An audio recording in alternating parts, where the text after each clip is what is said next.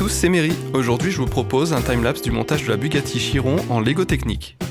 Cette voiture fait partie de la collection voitures de prestige lancée en 2016 avec la Porsche 911 GT3 RS, puis en 2018 est sortie cette magnifique Bugatti et enfin, en 2020, Lego a présenté la Lamborghini Sian FKP 37.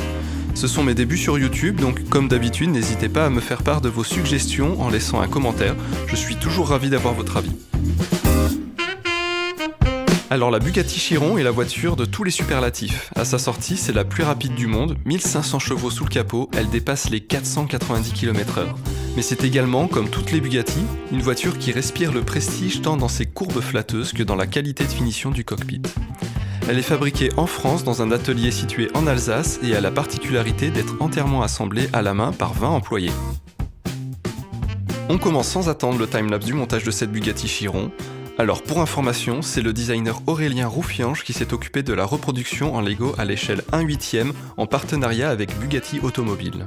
Nombre de défis ont dû être relevés pour cette réplique. Le design de la carrosserie bien évidemment, mais aussi toute la partie mécanique. Élaboration du moteur W16, boîte à 8 vitesses, mais également quelques étapes de production de la véritable Bugatti que le designer Lego a pu observer lors de sa visite dans la chaîne d'assemblage à Molsheim. Enfin, cette réplique mesure plus de 14 cm de haut, 56 de long et 32 de large et comporte 3599 pièces. Donc la particularité du châssis de cette Bugatti, c'est qu'il est constitué de 2 blocs. Le designer Lego a tenu à respecter ce procédé de fabrication et ce que vous voyez actuellement est le montage du bloc arrière sur lequel repose l'impressionnante boîte de vitesses.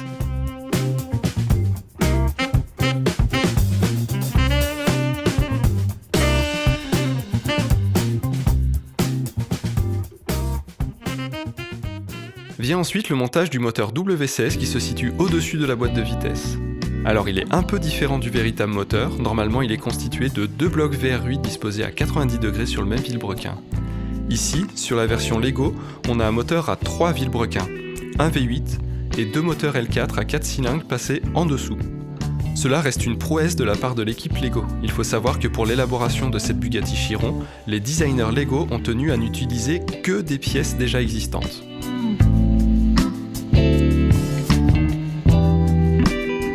Le bloc arrière du châssis étant terminé, on commence maintenant le bloc avant. Il accueille donc la direction, le levier de vitesse, point mort, marche arrière, marche avant, ainsi que la manette de passage des 8 vitesses qui se situera juste sous le volant.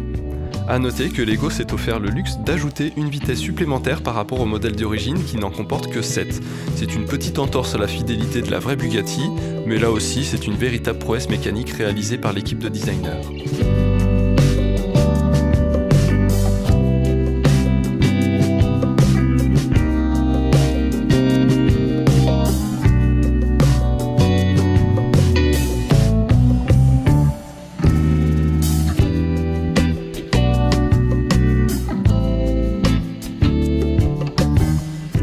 Donc ici, le levier de vitesse,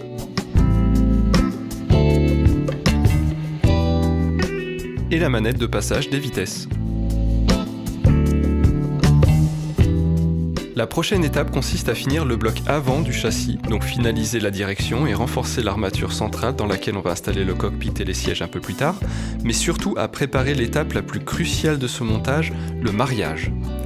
Cette étape particulière représente le moment où le bloc avant et le bloc arrière vont venir s'imbriquer pour faire naître un châssis unique.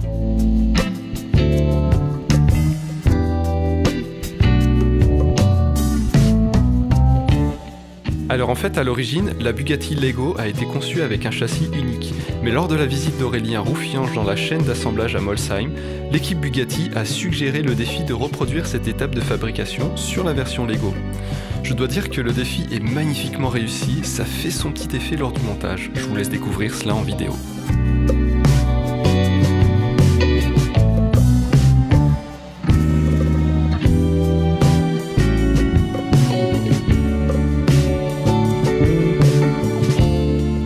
À présent que les deux éléments du châssis sont soudés, on peut observer le mécanisme de différentiel des roues. Maintenant que toute la mécanique et l'ossature de la Bugatti est faite, on peut commencer le montage de toute la carrosserie. Comme pour le châssis, c'est par l'arrière de la voiture qu'on va commencer. Alors l'arrière a été particulièrement réussi je trouve sur cette reproduction, vous pourrez l'observer à la fin de cette vidéo sur quelques prises de vue finales. L'élaboration du design de la carrosserie de la Bugatti Chiron a été compliquée pour les ingénieurs Lego.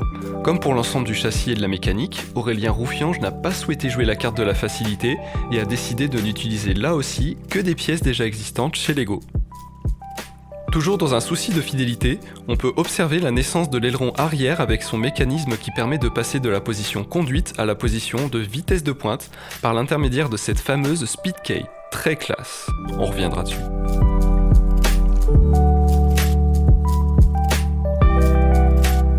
Alors ensuite, on commence le montage de l'intérieur de la Bugatti par les sièges, donc l'intérieur est plutôt bien travaillé et reproduit l'esprit de la supercar originale. Quelques éléments de carrosserie sont ajoutés, dont les premières pièces en bleu clair, puis l'arrière de la voiture est maintenant totalement finalisé. On peut admirer les courbes originales qui, sur la véritable Bugatti, révèlent une fonction ingénieuse. En fait, cette conception en forme rétrécie sur l'arrière forme une sorte de goulot d'étranglement qui, à haute vitesse, génère une zone de basse pression sur 1,50 m derrière la Bugatti. Ça va permettre d'aspirer et d'évacuer l'air chaud du moteur et d'ainsi contribuer à le refroidir de manière optimale. C'est le principe de l'effet Venturi. On passe maintenant à la finalisation du cockpit, tableau de bord, volant, compteur. D'ailleurs sur la Bugatti d'origine on a une qualité de sellerie avec des cuirs magnifiques, c'est un régal à regarder. Je vous conseille d'admirer ça sur internet. Alors les portes vont bientôt faire leur apparition et on distingue de plus en plus le design tant attendu de la bête. Par contre, un petit détail qui chiffonne certains et j'en fais partie, si cette Bugatti Lego respire de toutes parts la qualité, il est regrettable que certaines pièces n'aient pas été tampographiées. Au lieu de ça, on a des stickers à coller qui en plus sont parfois décalés dans leur découpe. C'est vraiment dommage et pas représentatif de l'expérience premium de l'ensemble. Mais il me semble que sur la Lamborghini Sian, ils ont pris en considération ces plaintes. Alors ce timelapse touche à sa fin, il reste à présent toute la partie avant de la Bugatti, tout comme le châssis, on finit par l'avant. Alors vous me direz dans les commentaires, mais je trouve que l'avant de la Bugatti n'est pas l'élément le plus fidèlement réussi. Je pense qu'il y avait trop de contraintes mécaniques, ça reste superbe, mais je trouve que le capot est un petit peu trop long et carré par rapport à celle d'origine. Cependant, je trouve la calandre très réussie et le regard des phares laisse transparaître un fort charisme. On continue avec une petite anecdote, j'en profite. Les phares de la véritable Bugatti, réduits à l'échelle 1/8, correspondent exactement à la taille d'une brique plate Lego 1 sur 1. C'est assez amusant et surtout très pratique pour la conception.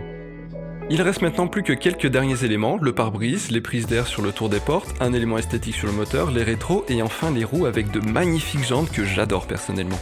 Il y a même les étriers de frein avec le logo Bugatti, vraiment ça en jette. Et petite touche finale, le sac de transport et la speed key.